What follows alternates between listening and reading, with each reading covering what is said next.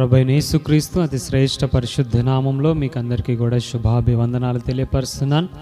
రెండే కొద్ది నిమిషాలు మనము దేవుని యొక్క వాక్యాన్ని ధ్యానం చేద్దాం. గడిచిన వారం మనము క్రీస్తుకు ఉన్నటువంటి మనస్సులో 3 లక్షణాలను నేర్చుకున్నాం. చెప్తారా ఎవరైనా? మొట్టమొదటిది ఏంటిది? క్రీస్తుకు ఉన్నటువంటి మనసు ఎలాంటిదట? తగ్గింపు మనస్సు. రెండవది విధేయత కలిగినటువంటి మనస్సు. మూడవది దీన మనస్సట. ఎంత మంచి దేవుడు కదా మన దేవుడు కదా, ఎంత మంచి దేవుడు కదా. దేవుడు తాను ఉన్నటువంటి ఉన్నత స్థానాన్ని విడిచి మానవులను అసలు జ్ఞాపకం చేసుకోవడానికి కూడా ఏమీ లేదు మనలో, అయినప్పటికీ కూడా మనల్ని జ్ఞాపకం చేసుకొని మన కొరకు ఈ లోకానికి తన్ను తాను తగ్గించుకొని వచ్చినటువంటి మంచి దేవుడు. ఇంత మంచి ప్రేమ ఎవరిలో చూస్తాం చెప్పండి కదా. ఇంతగా మనల్ని ప్రేమించేవారు ఎవ్వరు ఉండకపోవచ్చు. తనను తాను తగ్గించుకున్నాడు. ఎవరి కొరకు తెలుసా? తప్పిపోయిన వారి కొరకు తగ్గించుకున్నాడు. హల్లెలూయా. తప్పిపోయిన మన కొరకు తగ్గించుకున్నాడు. తప్పిపోయినటువంటి వారి కొరకు ఎవరైనా తగ్గించుకుంటారా? తప్పిపోయిన వారి విషయంలో మనకేం కలుగుతుంది? కోపం వస్తుంది. తప్పిపోయిన వారి విషయంలో మనకేమొస్తుంది కదా? కొంచెం చికాకు వస్తుంది, కోపం వస్తుంది. కానీ మన దేవుడు ఎంత నమ్మదగిన దేవుడు, ప్రేమ కలిగిన దేవుడు అని అంటే, తప్పిపోయిన మన విషయంలో ఆయన ఏం చూపించాడట? ప్రేమను చూపించాడట, దయను చూపించాడట. ఎంత ఉన్నతమైనటువంటి మనసు కలిగినటువంటి దేవుడు కదా ఆయన. ఎంత గొప్ప దేవుడు. చాలా నాకు ఆశ్చర్యం అనిపించింది, అద్భుతం అనిపించింది. ఎంత ఉన్నతంగా దేవుడు ఆలోచిస్తాడు కదా. అందుకే మనుషులు ఆలోచన చేసినట్లుగా దేవుడు ఆలోచన చేయడు. మనమేమో తప్పిపోయిన వారి విషయంలో కోపగించుకుంటాం, తప్పిపోయిన వారి విషయంలో కదా చికాకు పడుతూ ఉంటాం, తప్పిపోయిన వారి విషయంలో విసుగు చెందుతూ ఉంటాం. కానీ మన దేవుడు ఎలాంటోడనంటే, తప్పిపోయినటువంటి వారి విషయంలో కనికరమును చూపించేటటువంటి దేవుడు. తప్పిపోయిన వారి కొరకై తగ్గించుకుని తనను తాను అప్పగించుకున్నటువంటి దేవుడుగా ఉన్నాడు. విధేయత కలిగినటువంటి దేవుడుగా ఉన్నాడు కదా. తండ్రి పనుల మీద ఉండాలని వచ్చాడు. తండ్రికి ఏ మాట చెప్తే ఆ మాటకు విధేయత చూపించినటువంటి వాడుగా ఉన్నాడు. దీన మనసు కలిగినటువంటి దేవుడుగా ఉన్నాడు. ప్రియ దేవుని బిడ్డలారా, అదేవిధంగా ఈరోజు కూడా మరి యొక్క కొన్ని అంశాలను మనము నేర్చుకుందాం. ఆయనలో ఉన్నటువంటి ఇంకా ఆయన మనస్సు ఎలాంటిది అనేటటువంటి విషయాలను మనము నేర్చుకుందాం. ఈరోజు నేను జ్ఞాపకం చేస్తున్నటువంటి విషయం ఏమిటి అనంటే, ఆయనకు ఉన్నటువంటి మనస్సు ఎలాంటిది అనంటే సాత్వికమైనటువంటి మనస్సు. చెప్తారా? ఎలాంటి మనస్సు?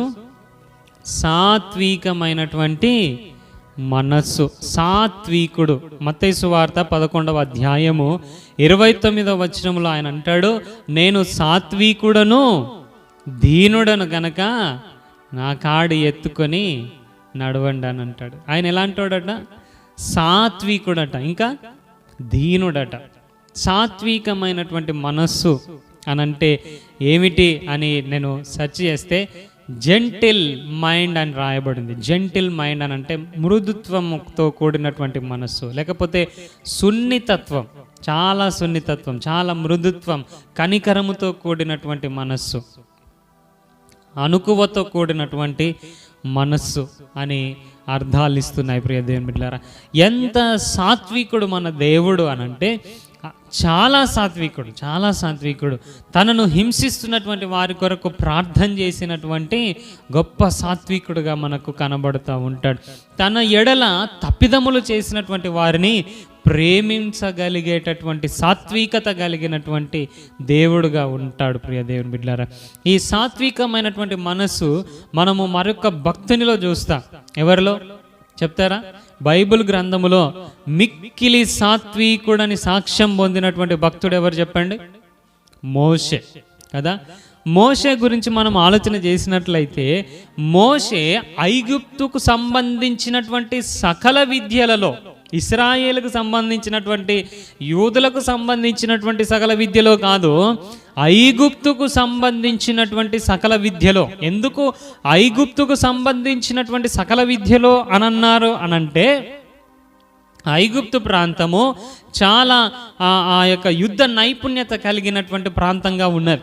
ఐగుప్తు ప్రాంతంలో అద్భుతమైనటువంటి యుద్ధ నైపుణ్యత, ఆ యొక్క ఇన్స్ట్రుమెంట్స్, ఆ యొక్క వాటిని ఏమంటారు, యుద్ధ ఆయుధాలు కలిగినటువంటి దేశంగా ఉన్నది. ఆ ఐగుప్తులో చాలా రకాల విద్యలు ఉన్నాయి. ఐగుప్తు మాంత్రిక విద్యలలో కూడా పేరు ప్రఖ్యాతులు గాంచింది. ఐగుప్తు చచ్చిన శవాలను కూడా కుళ్ళు పట్టనివ్వకుండా ఆ యొక్క సుగంధ ద్రవ్యాలు కావచ్చు, లేకపోతే ఆ యొక్క పరిమళ ద్రవ్యాలు కావచ్చు, కొన్ని కెమికల్స్ వాడి ఆ శవాన్ని కుళ్ళు పట్టనివ్వకుండా ఉంచగలిగేటటువంటి నైపుణ్యత కలిగినటువంటి దేశంగా ఉన్నారు. ఐగుప్తు రథములను గురించి కూడా మనము చూస్తూ ఉంటాం కదా. ఐగుప్తు రథములు చాలా ఉన్నతమైనటువంటి ప్రఖ్యాతి కలిగించినవి. వీటన్నిటిలో కూడా నైపుణ్యత కలిగి సకల విద్యలో ఉన్నతమైనటువంటి ట్రైనింగ్ను పొందినటువంటి వాడుగా మోషే ఉన్నాడు. అయితే ఒక సందర్భం తన ముందుకు వచ్చింది. ఏంటిది అనంటే, ఇశ్రాయేలీని ఒక ఐగుప్తుడు బాధ పెట్టడం, హింస పెట్టడం చూసినప్పుడు మోషే తట్టుకోలేక అతనితో పోట్లాడాడు. ఆ పోట్లాటలో అసలు తన చేతిలో ఏం లేకుండానే ఆ ఐగుప్తుని మట్టి కరిపించి చచ్చిపోయేటట్లుగా చేశాడు. చేతిలో ఏ ఆయుధం లేకుండానే ఒక మనిషిని చంపినాడు. చూడండి, ఆ మోషే గురించి దేవుడిచ్చినటువంటి సాక్ష్యమేమో ఉన్నతంగా ఉన్నది. మోషే అందరిలోకెల్లా, భూలోకంలో ఉన్నటువంటి వారందరిలోకెల్లా మోషే మిక్కిలి సాత్వికుడు అని అన్నాడు. కానీ ఈ అయ్యగారిని చూస్తే ఈ అయ్యగారు ఎట్లున్నాడు? కోపం వస్తే ఏ ఆయుధం చేతిలో లేకుండానే మనిషిని చంపే అంత కోపిష్టి. ఇలాంటి వ్యక్తిని ఎక్కడ తీసుకెళ్ళాడు? పర్వతాల మధ్యలో, అడవి మధ్యలో. ఎన్ని సంవత్సరాలు తెలుసా? దాదాపు 40 సంవత్సరాలు. 40 సంవత్సరాలు మోషే ఎలా ఉన్నాడు? గొర్రెల కాపరిగా ఉన్నాడు. అడవిలో తిరుగుతూ ఉన్నాడు, అరణ్యంలో తిరుగుతూ ఉన్నాడు, కొండల మధ్యలో నివసించినటువంటి సందర్భాన్ని మనం చూస్తూ ఉన్నాం.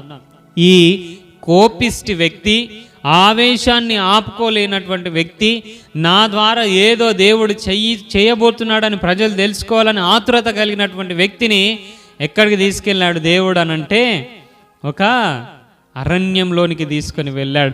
ఒక కొండల్లోనికి, ఒక అరణ్య మార్గంలో నడిపించి ఎన్ని సంవత్సరాలు తెలుసా? 40 సంవత్సరాలు అరణ్య మార్గంలో నడిపించినప్పుడు ఆయనలో ఏం కలిగింది అనంటే, సాత్వికమైనటువంటి మనస్సు కలిగింది. హల్లెలూయా, హల్లెలూయా.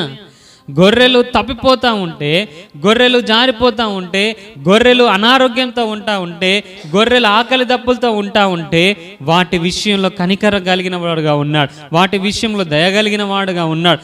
ఎలాగ మార్చబడ్డాడు? ఒక కోపగొండోడు ఎలాగ మార్చబడ్డాడు అనంటే, ఈ 40 సంవత్సరాల ట్రైనింగ్లో సాత్వికమైనటువంటి వ్యక్తిగా మార్చబడ్డాడు. ఈ 40 సంవత్సరాల ఈ ట్రైనింగ్లో సాత్వికుడిగా మార్చబడిన తర్వాత ఇప్పుడు దేవుడు అంటున్నాడు, మోషే, ఇప్పుడు నువ్వు ఇశ్రాయేలీలకు నాయకునిగా నడవాలని అంటున్నాడు. కోపగొండోడుగా ఉన్నప్పుడు, చేతిలో ఏ ఆయుధము లేకున్నా ఒక మనిషిని చంపగలిగిన సామర్థ్యం కలిగి ఉన్నప్పుడేమో ఆ యొక్క అధికారాన్ని ఇవ్వలేదు. ఇప్పుడు సాత్వికుడుగా మార్చబడ్డ తర్వాత, తనలో ఉన్న కోపము, ఆవేశం అంతా చచ్చిపోయిన తర్వాత ఇప్పుడు అంటున్నాడు, నాయకుడిగా నువ్వు నిలబడాలని.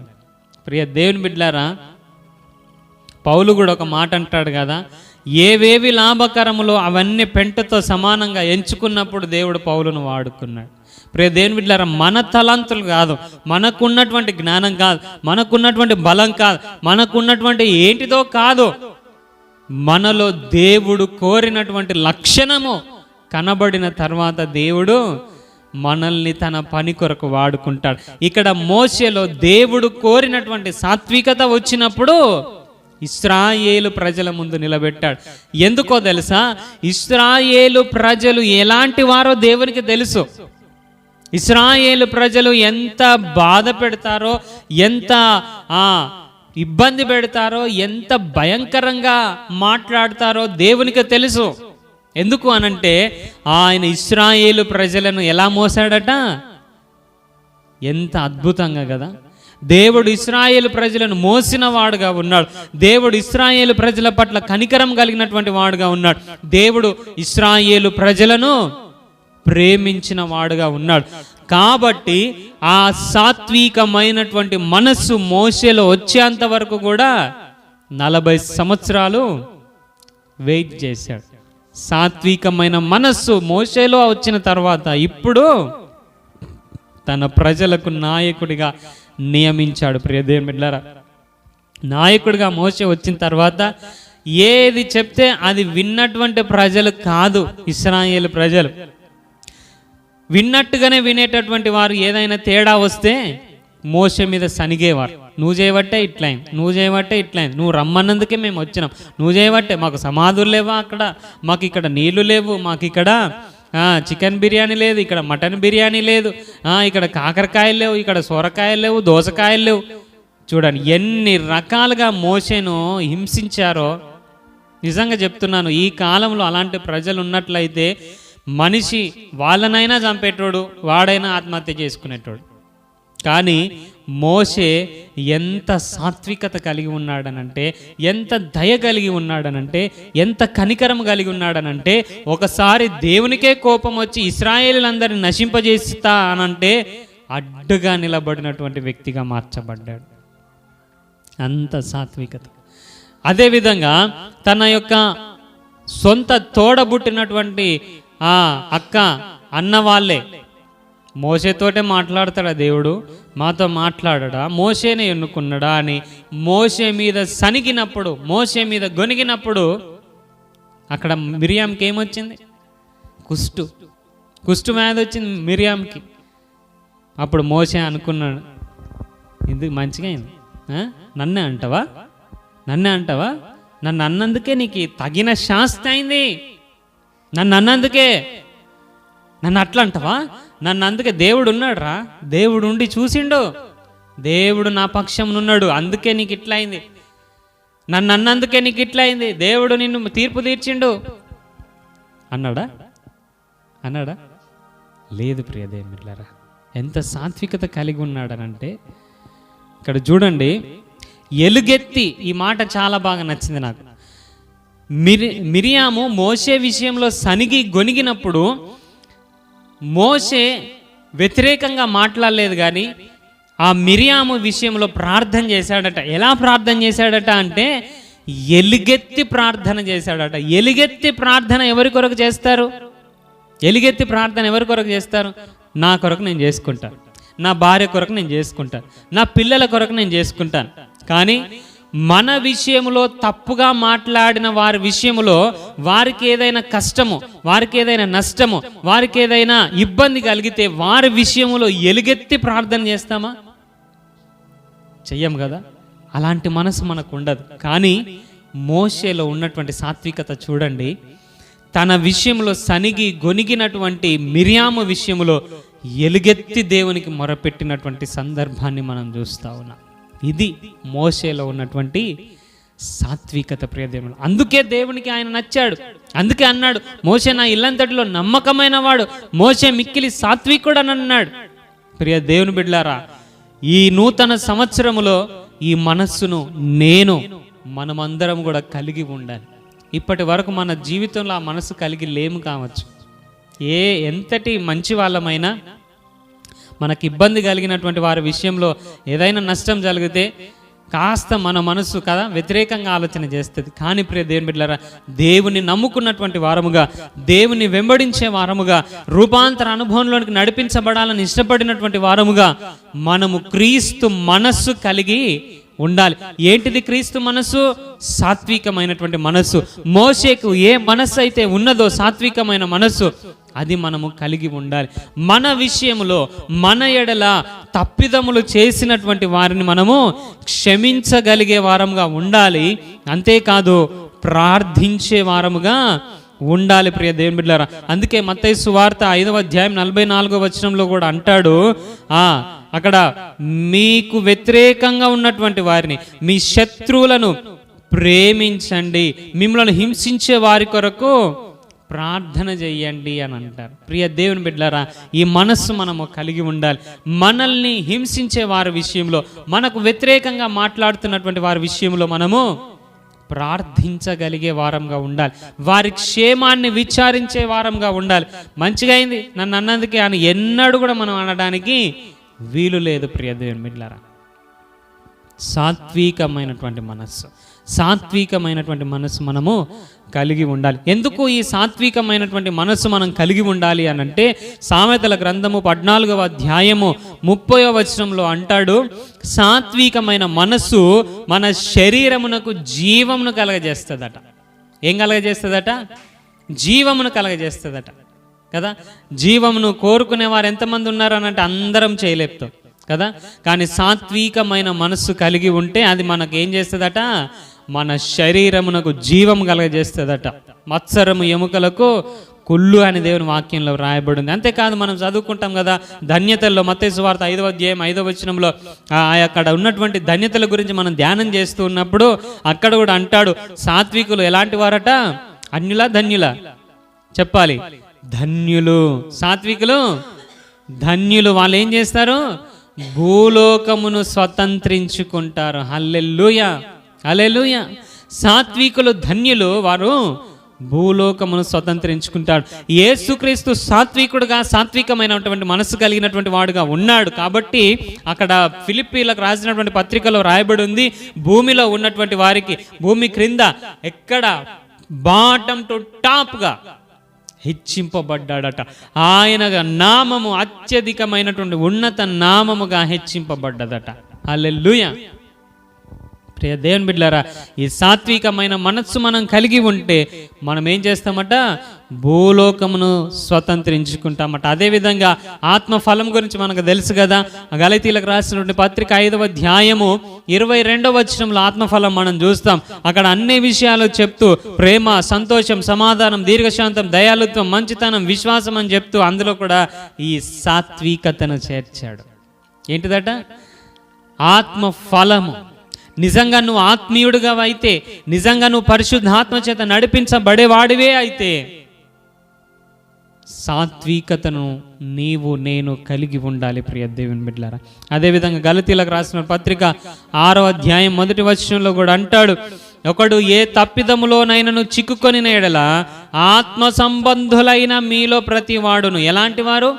ఆత్మ సంబంధులైనటువంటి మీలో ప్రతి వాడు తాను కూడా శోధింపబడతాడేమోనని తన విషయమై తాను చూచుకొనుచు సాత్వికమైన మనస్సుతో అట్టి వారిని మంచి దారికి తీసుకొని రావాలట. ఇది ఎలాంటి వారి మనసు? ఆత్మ సంబంధులైనటువంటి వారి మనస్సు. దేవుని బిడ్డలారా, మనమందరం కూడా ఆత్మ సంబంధులమే అని చెప్పుకుంటాం. కానీ ఆత్మ సంబంధులకు ఉండాల్సినటువంటి లక్షణం ఏమిటి? తాను కూడా శోధింపబడతాడేనేమో అని ఆలోచించుకుంటూ తప్పిదములో ఉన్నటువంటి వారిని, తప్పిపోయినటువంటి వారి విషయంలో మనం ఏం చూపించాలి? కనికరము చూపించాలి. సాత్వికమైన మనస్సుతో, కోపముతో కాదు, పగతో కాదు, ద్వేషంతో కాదు. ఎలాగట? సాత్వికమైనటువంటి మనస్సుతో అట్టి వారిని మంచి దారికి తీసుకొని రావాలి. తీతుకు కూడా రాస్తూ పౌలు అంటాడు 3వ అధ్యాయం 2వ వచనములో, ప్రతి సత్కార్యము చేయుటకు సిద్ధపడి ఉండి మనుషులందరి ఎడల, అందరి ఎడలనా కొందరి ఎడలనా? అందరి ఎడల సంపూర్ణమైన సాత్వికత. ఎలాంటి సాత్వికత అట? సంపూర్ణమైనటువంటి సాత్వికత కనుపరచాలి. ఎవరిని దూషింపక జగడమాడని వారును శాంతులై ఉండాలి అని చెప్తా ఉన్నాడు.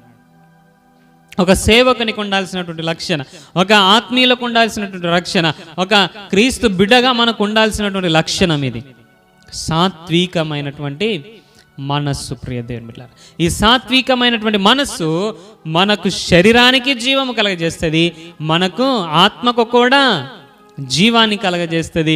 ఈ సాత్వికమైనటువంటి మనస్సు కలిగిన మనం భూలోకాన్ని స్వతంత్రించుకుంటాం. సాత్వికమైనటువంటి మనస్సు కలిగినటువంటి మనం దేవుని పోలికలోనికి మార్చబడతాం.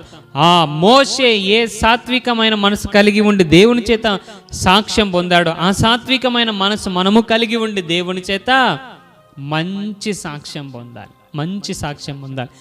ఎవరు ఏ తప్పిదము మన జీవితంలో చేసినప్పటికీ కూడా కాస్త మనుషులంగా ఆవేశపడ్డా వెంటనే దేవుని వాక్యము చేత మనల్ని మనము సముదాయించుకొని ప్రేమించగలిగే మనసు మనం కలిగి ఉండాలి.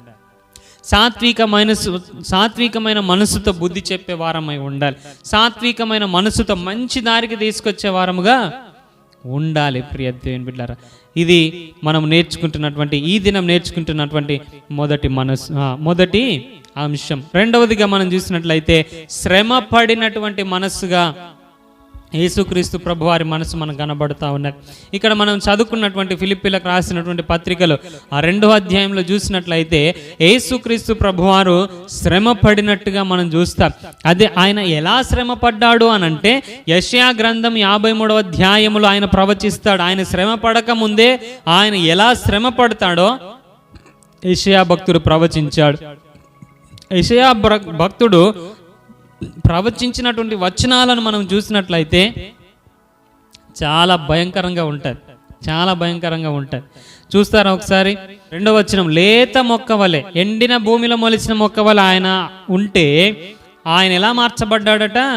సొగసైనను సురూపమైనను లేనివాడుగా మార్చబడ్డాడట, తృణీకరించబడ్డాడట, విసర్జింపబడ్డాడట, వ్యసనాక్రాంతుడుగా, వ్యాధిని అనుభవించిన వాడుగా, మనుషులు అసలు చూడటానికి కూడా ఇష్టపడని వాడుగా మార్చబడ్డాడట.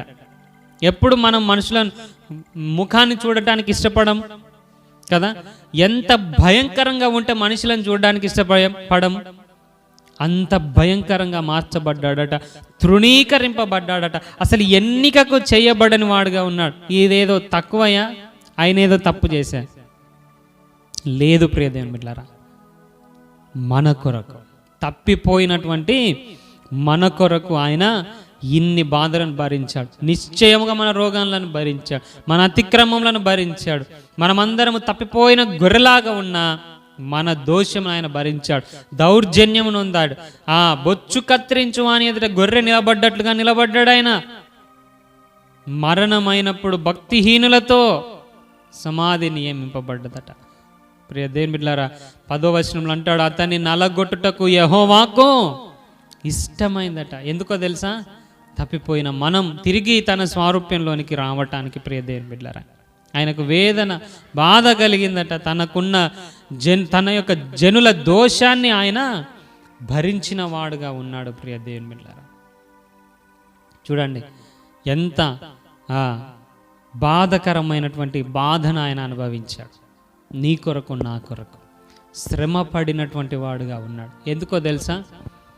మన రక్షణ కొరకు. ఈ దినం రక్షింపబడినటువంటి మనం, దేవుని చేత ఎన్నుకోబడినటువంటి మనం, ఈ మనస్సును మనం కలిగి ఉండాలి.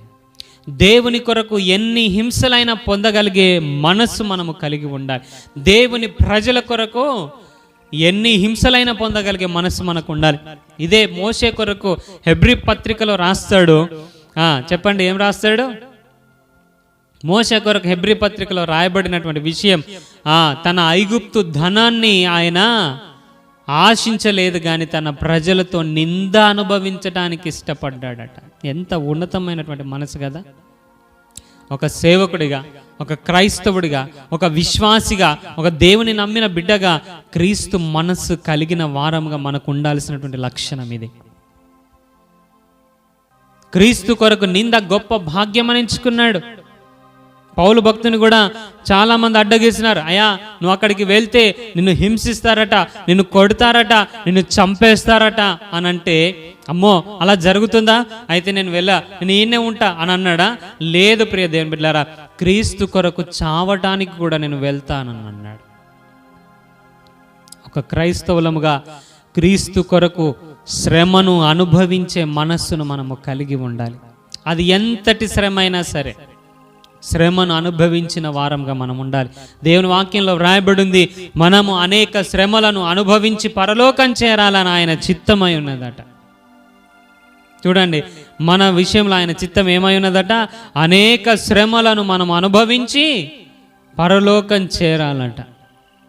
కాబట్టి శ్రమ అనుభవించే మనస్సు మనము కలిగి ఉండాలి. ప్రియ దేవుని బిడ్డలారా, ఆఖరి రక్తపు బొట్టు వరకు కూడా యేసుక్రీస్తు ప్రభువారు మనకు కొరకు కార్చాడు.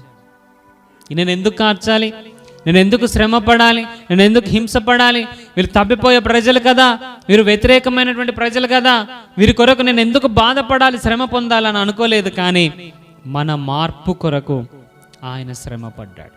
ఈ దినం అనేకుల మార్పు కొరకు రక్షింపబడినటువంటి మనం శ్రమ పడటానికి కూడా సిద్ధపడినటువంటి వారంగా ఉండాలి. ప్రియదేవులారా, ఎంతోమంది భక్తులు శ్రమ పడితే, వారి ప్రాణాలను అప్పగిస్తే ఈ రక్షణ భాగ్యం ప్రపంచానికి ఇంతవరకు ఇక్కడి వరకు వ్యాపించింది.